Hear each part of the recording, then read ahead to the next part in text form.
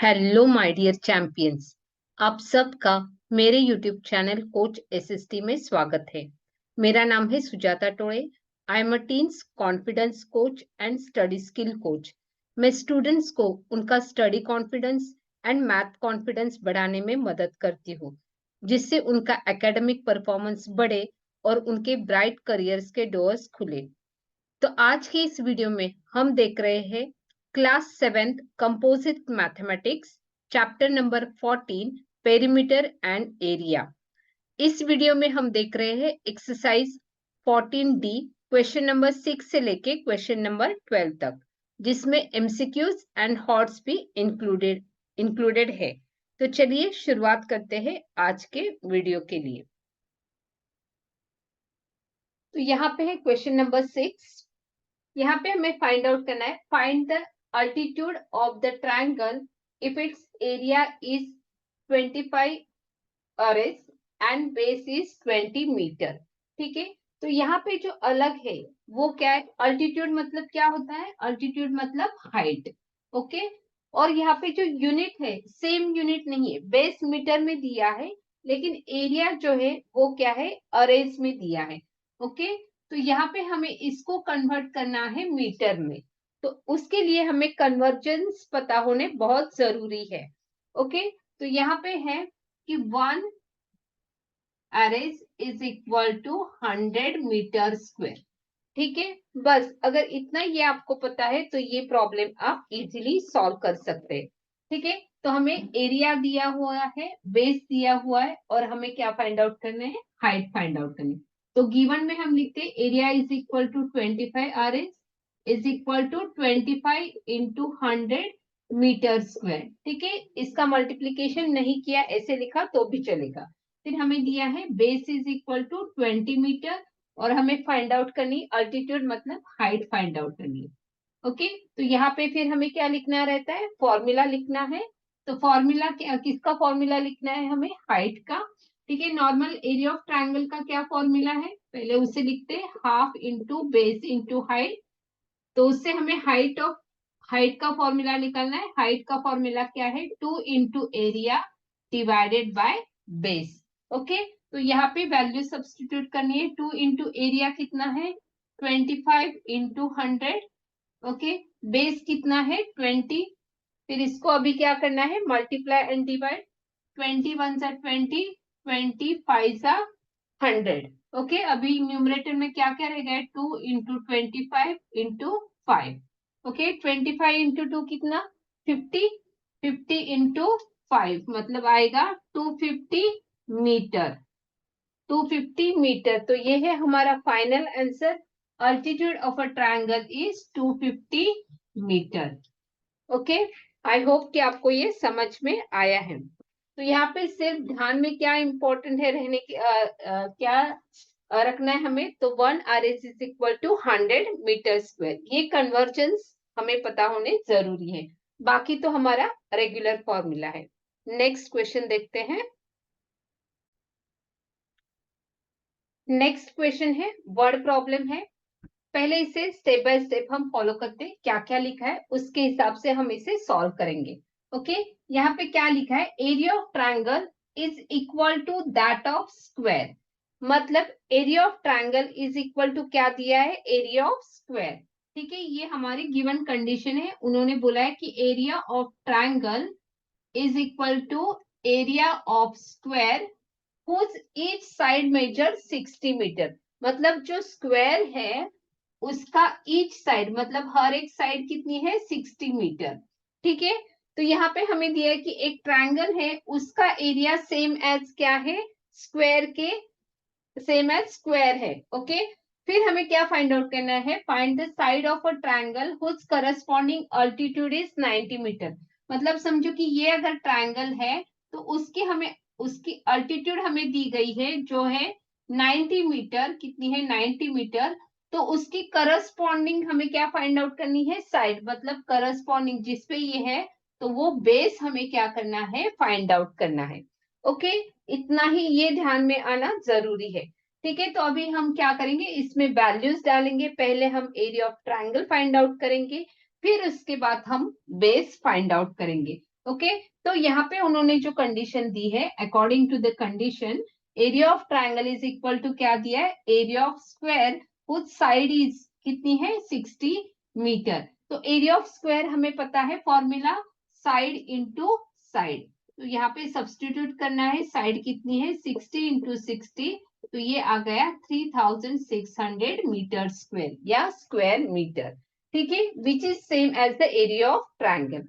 अभी हमें क्या फाइंड आउट करना है, हमें फाइंड आउट करना है करस्पॉन्डिंग साइड। कौन सी करस्पॉन्डिंग, जो अल्टीट्यूड उस पे है उसकी करस्पॉन्डिंग साइड हमें फाइंड आउट करनी है। मतलब हमें क्या फाइंड आउट करना है, बेस फाइंड आउट करना है। तो यहाँ पे हम बेस का फॉर्मूला लिखेंगे, base of triangle is equal to क्या फॉर्मूला रहता है, 2 into area of triangle divided by altitude या divided by height. Okay, altitude is same as height, तो 2 इंटू एरिया, एरिया कितना निकाला है हमने 3600, और हाइट कितनी है यहाँ पे 90 मीटर।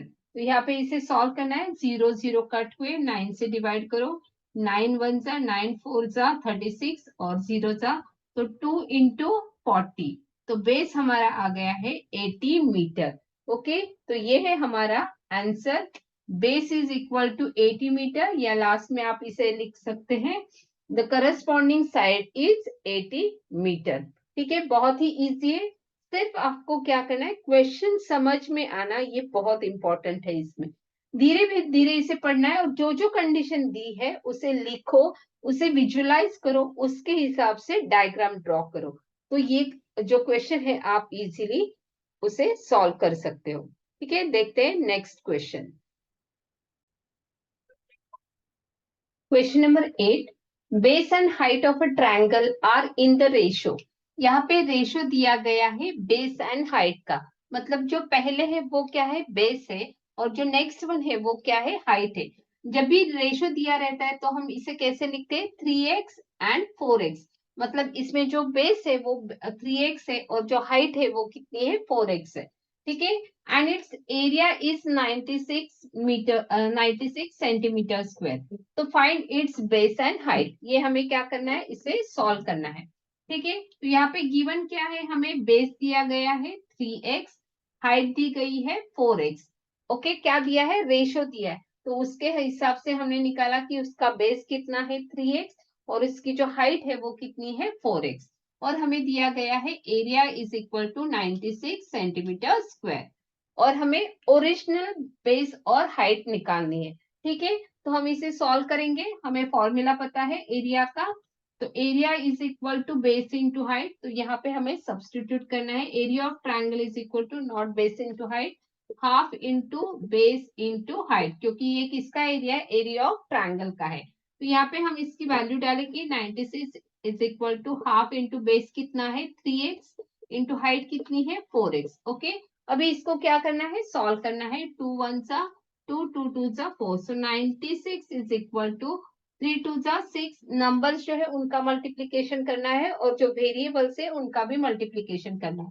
3 2 जा 6, x इंटू एक्स कितना आ जाएगा x स्क्वायर। अभी ये हमारा इक्वेशन बन गया है, तो हमें क्या करना है, इसे सॉल्व करना है। यहाँ पे 6 मल्टीप्लाई है, तो दूसरी तरफ जब जाएंगे तो क्या हो जाएगा, 6 से डिवाइड हो जाएगा। ओके, तो x square is equal to कितना आएगा, 6 से इसे डिवाइड करना है, 6 1 6, फिर यहाँ पे आएगा 6 6 36, तो x इज इक्वल टू क्या आ जाएगा, square root of square root of 16, so x is equal to कितना है, स्क्वायर रूट ऑफ 16 4, तो x की वैल्यू आ गई है 4, लेकिन हमें पूछा क्या है, हमें फाइंड आउट करना है बेस एंड हाइट। ओके, तो x मिल गया है, लेकिन हमें क्या सॉल्व करना है, बेस एंड हाइट, सॉरी, तो बेस का क्या है, बेस कितना है 3x, इसका मतलब 3 इंटू एक्स, एक्स की वैल्यू कितनी है 4, सो 4 3 12, तो बेस कितना है 12 सेंटीमीटर, ये आ गया हमारा एक आंसर। अभी हमें निकालनी है height, height is equal to कितना है 4x, which is equal to 4 into x की वैल्यू है 4, तो 4 4 से आ गया 16, सो 16 सेंटीमीटर। तो ये आ गए हमारे दो answer, that is base is 12 centimetre and height is 16 centimetre. ठीक है, तो ये नॉर्मल ही है, तो यहाँ पे रेशो दिया गया है, तो उसके हिसाब से हमें क्या करना है, इसे सॉल्व करना है। तो ये कॉन्सेप्ट हमें ध्यान में रखना इंपॉर्टेंट है कि जब भी रेशो दिया रहता है तो हम वहां पे क्या करते हैं, कांस्टेंट ऑफ प्रोपोर्शनैलिटी ले लेते हैं। आप कौन सा भी वेरिएबल यहाँ पे ले सकते हो। तो यहाँ पे हमने लिया है 3x और दूसरा लिया है 4x। ओके, तो नेक्स्ट एग्जांपल देखते हैं, क्वेश्चन नंबर 9। नेक्स्ट क्वेश्चन है, यहाँ पे दिया गया है रेक्टेंगुलर फील्ड है, मतलब समझो कि ये फील्ड है रेक्टेंगुलर शेप का, जिसकी लंबाई लॉन्ग कितना है, 24 मीटर लॉन्ग है, और इसकी जो विड्थ है या ब्रेड्थ है वो कितना है, 15 मीटर है। ओके, फिर how many triangular flower beds each of base 3 metre and altitude 4 metre can be laid in this field. मतलब उन्होंने क्या किया, यहाँ पे उन्होंने उनको ट्रायंगुलर शेप के से अलग अलग क्या करने हैं, बेड्स बनाने, जहाँ पे उन्हें फ्लावर्स लगाने। तो ऐसे कितने ट्रायंगुलर शेप जो बेड से वो यहाँ पे बैठ सकते हैं वो उन्होंने पूछा है। ठीक है, तो ये जो ट्रायंगुलर बेड से उसका जो बेस है वो कितना है, उन्होंने दिया है कि बेस ईच का बेस रहेगा 3 मीटर। तो समझो कि एक शेप मैंने लिया है ट्रायंगुलर बेड का, तो 3 मीटर क्या है उसका उसका बेस है, और जो उसकी हाइट है वो कितनी है, 4 मीटर है। ठीक है, तो उन्होंने पूछा है कि ऐसे कितने ट्रायंगुलर बेड्स इस रेक्टेंगुलर शेप के फील्ड में बैठ सकते हैं। ठीक है, तो बहुत ही सिंपल सा क्वेश्चन है और बहुत ही इजी भी है। तो हमें क्या करना है, हमें पहले निकालना है एरिया ऑफ रेक्टेंगल, तो उसका फॉर्मूला हमें पता है। फिर हमें निकालना है एरिया ऑफ वन ट्रायंगल। ठीक है, फिर उन दोनों की हमें क्या करनी है, डिवीजन, जिससे हमें क्या मिल जाएगा, वो number of flower beds, triangular shape के फ्लावर बेड्स कितने होंगे वो हमें मिल जाएगा। तो यहाँ पे पहले हम फाइंड आउट करेंगे area of rectangle. Okay, is equal to formula क्या है, लेंथ इंटू ब्रेड्थ। तो जो लेंथ है वो है 24 मीटर और जो ब्रेड्थ है वो है 15 मीटर। तो 15 से इसे मल्टीप्लाई करना है, 15 4 60 carry 6, 15 2 30, 30 plus 6 is 36 square metre. ठीक है, तो ये आ गया हमारा एरिया ऑफ रेक्टेंगल। फिर हमें निकालना है एरिया ऑफ ट्रायंगल। ओके, तो उसका फॉर्मूला है half into base into height. तो यहाँ पे वैल्यूज डालनी है, हाफ इंटू बेस कितना है, 3 मीटर दिया है, और जो हाइट है वो कितनी दी गई है, 4 मीटर। तो इसे सॉल्व करना है, तो ये आ गया 6 मीटर स्क्वायर। ठीक है, it is the area of triangle. बस हमें नंबर ऑफ फ्लावर बेड्स निकालने हैं। So number of flower beds triangular shape के रहेंगे वो इज इक्वल टू क्या आएगा, area of rectangle divided by area of triangle. Okay, तो यहाँ पे जो बड़ा रहेगा उसका एरिया ऊपर आ जाएगा और जो छोटा है उसका एरिया नीचे आ जाएगा। तो बड़ा यहाँ पे क्या है, रेक्टेंगुलर फील्ड है, उसको डिवाइड करना है, तो उसका एरिया ऊपर आ जाएगा। तो रेक्टेंगल का एरिया हमने कितना निकाला था, 360 डिवाइडेड बाय 6। ओके, 6 क्या है, एरिया ऑफ ट्रायंगल है, तो इसको डिवाइड करने से आ जाएगा 60। यहाँ पे यूनिट नहीं आएगा क्योंकि नंबर ऑफ फ्लावर बेड से एरिया दोनों का मीटर स्क्वायर वो कैंसिल हो जाएगा। तो यहाँ पे आएगा number of triangular flower beds कितने बन सकते हैं, तो 60 बन सकते हैं, और वही हमारा क्या है, आंसर है। तो 60 फ्लावर बेड्स बन सकते हैं। ठीक है, तो बहुत ही इजी है।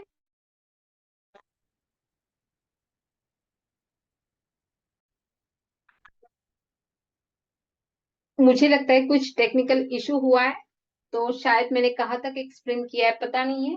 तो यहाँ पे हमने ये सॉल्व किया है, जस्ट एक बार फिर से बोल देती हूँ कि हमने पहले एरिया ऑफ रेक्टेंगल निकाला, फिर हमने एरिया ऑफ ट्रायंगल निकाला, फिर हमें यहाँ पे निकालना था number of triangular flower beds निकालना था। तो हमने क्या किया, एरिया ऑफ रेक्टेंगल से एरिया ऑफ ट्रायंगल को डिवाइड किया, जिससे हमें आंसर मिल गया 360 को 6 से हमने डिवाइड किया, तो आ गए number of flower beds is equal to 60। ठीक है, तो चलिए देखते हैं नेक्स्ट क्वेश्चन। इसको आपको प्रॉपरली देखना है, यहाँ पे बोर्ड पे है, अगर कुछ रह गया है कुछ टेक्निकल इशू के वजह से शायद ये पूरा रिकॉर्ड हुआ है या नहीं पता नहीं है, तो जस्ट इसको एक बार देख लो और सॉल्व कर लो। अगर नहीं समझ में आए तो कमेंट बॉक्स में इसे लिख देना। ओके, देखते हैं नेक्स्ट क्वेश्चन। नेक्स्ट क्वेश्चन जो है क्वेश्चन नंबर 10 एमसीक्यू रिलेटेड है। यहाँ पे क्या दिया है, राइट एंगल ट्रायंगल दिया गया है, तो इसे मैं ड्रॉ करती हूँ, right angle triangle. Okay, has the largest of its side. हमें पता है जब भी राइट एंगल ट्रायंगल रहता है तो उसका जो हाइपोटेनियस रहता है 90 डिग्री के सामने वाली जो साइड रहती है वो कभी भी लार्जेस्ट होती है। तो वो दी गई है लार्जेस्ट साइड, यहाँ पे लिखा है largest side is 13 centimetre and one of its side containing the right angle. मतलब ये दोनों साइड जो है जो राइट एंगल बनाती है उसमें से एक साइड कितनी है, 12 सेंटीमीटर। आप इसे भी 12 सेंटीमीटर बोल सकते हैं या इसे 12 सेंटीमीटर बोल सकते हैं, ठीक है, उसमें कोई प्रॉब्लम नहीं है। तो हमने समझो कि बेस बोला है 12 सेंटीमीटर है, तो it's area in centimetre square is, तो हमें क्या फाइंड आउट करना है, इस ट्रायंगल का एरिया फाइंड आउट करना है, जो इसमें से एक आंसर होगा। ठीक है, तो हमें पता है कि देखो एरिया ऑफ ट्रायंगल का फॉर्मूला क्या है, half into base into height. तो हमें बेस तो पता है लेकिन हमें हाइट पता नहीं है, करेक्ट। तो हमें पहले क्या फाइंड आउट करना पड़ेगा, उसकी हाइट फाइंड आउट करनी पड़ेगी। वो हम कैसे फाइंड आउट करेंगे, तो यहाँ पे ये क्या दिख रहा है हमें, ये जो है ये क्या है, राइट एंगल ट्रायंगल है। ठीक है, राइट एंगल ट्रायंगल जब भी है तो हमें पता है अगर उसकी दो साइड हमें पता है तो तीसरी साइड हम निकाल सकते हैं by using which formula, correct, by using Pythagoras theorem. ठीक है, तो पाइथागोरस थ्योरम से हम कौन सी भी साइड, अगर दो साइड दी गई है तो हम थर्ड साइड जो है वो निकाल सकते हैं, लेकिन उसके लिए वो राइट एंगल ट्रायंगल होना जरूरी है, तभी हम पाइथागोरस थ्योरम यूज कर सकते हैं। तो यहाँ पे ये हाइपोटेनियस हमें पता है और वन ऑफ द साइड हमें निकालनी है। तो हमने पाइथागोरस थ्योरम में देखा था, पाइथागोरस थ्योरम में अगर कौन सी भी साइड का हाइपोटेनियस छोड़ के अगर वन ऑफ द साइड का निकालनी है तो one of side square is equal to formula रहता है hypotenuse square minus other side square. ठीक है, अदर साइड स्क्वायर। ठीक है, तो यहाँ पे हाइपोटेनियस कितनी है 13, तो 13 का स्क्वायर माइनस दूसरी साइड जो है वो है 12 का स्क्वायर। तो 13 का स्क्वायर कितना आता है 169, 12 का स्क्वायर कितना आता है 144, तो दोनों की सब्ट्रैक्शन करनी है तो वो आ गया है 25। लेकिन ये 25 क्या है, तो वन साइड स्क्वायर है। ठीक है, लेकिन हमें क्या निकालनी है, वो साइड निकालनी है। तो 25 का हमें क्या निकालना पड़ेगा, स्क्वायर रूट। तो वो जो साइड है वो कितनी आ जाएगी, साइड इज इक्वल टू आ जाएगी 5, क्योंकि 25 का स्क्वायर रूट कितना है 5। तो यहाँ पे हमें मिल गई है वो साइड, ओके 5 सेंटीमीटर, जो कि क्या है, यहाँ पे ये अगर बेस है तो ये रहेगी उसकी हाइट, वो क्या है, हाइट है।